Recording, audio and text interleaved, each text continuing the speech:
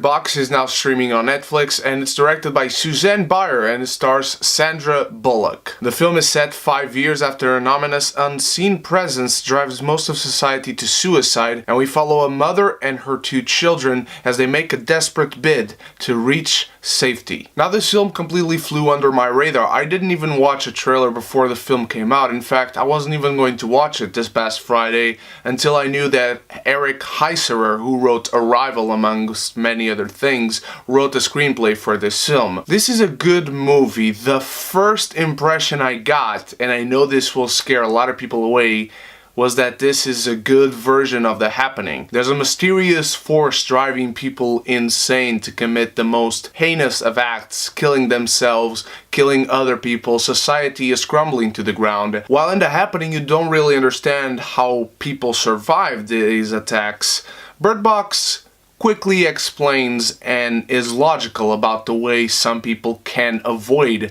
being ultimately caught by this mysterious creature. And the film does acknowledge it as a creature, which is weird because we don't ever learn anything about this supposed creature. One of the downsides of this film is that the creature is never explained, and so you get to the end of the film without really learning anything beyond what you learn in the first 15 minutes of the film. Sandra Bullock gives a riveting performance. I'm not the hugest fan of hers, but she nails this role. This is a desperate woman, and you feel that through every single shot of her on screen. Whenever Sandra Bullock is in frame, this is a desperate mother who doesn't necessarily want to save herself, but will do anything possible or impossible to save her children. I also like how tense the film feels overall. The mystery about the creature, the fact that we never see this supposed creature, helps in building tension throughout the film. We follow the characters of this film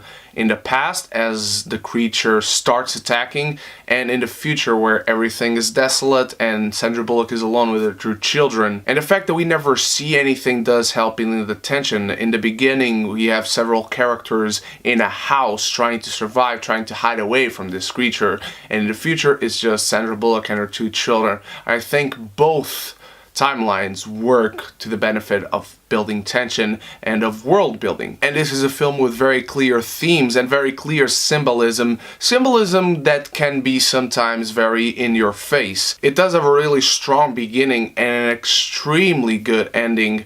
The problem I have with this film is really the structure and the middle. The ending of the first act to the beginning of the third act is really where the film falters the most. The structure between past and present falters in the sense that you catch yourself spending too much time in the past and not really building on the relationship between Sandra Bullock and the kids alone as much as you could. Once you learn the relationship between them, the film gains a lot, and that's why the ending works very well. At one point it's just Sandra Bullock, Trevante, Rhodes, and the kids, and I think if that part of the film didn't belong to the past but belonged to the present, and the film started with the 4 of them, that would have been really good for this film. That would have benefited the storytelling a lot, because we would have had the relationship established from the beginning, developing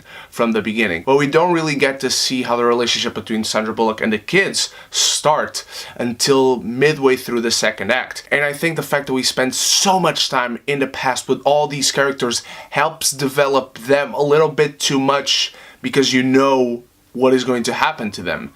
And also it feels like the past is informing the present and not necessarily telling a story on its own. This is just a bunch of information that we could have surmised from spending a lot more time in the present. It's not that this film crumbles to the ground during the second act, it's just that it's easy to see the cracks on the wall. It's easy to see the movie that it could have been, and that's probably the book is. I can completely tell what Heisserer was going for in the screenplay. I like the performances, I like the characters, I like the ideas and the themes in this film a lot. This is a recommend for me. I just could easily see that this film done in another way could be in my top 10 of the year. I'm giving Bird Box a B-.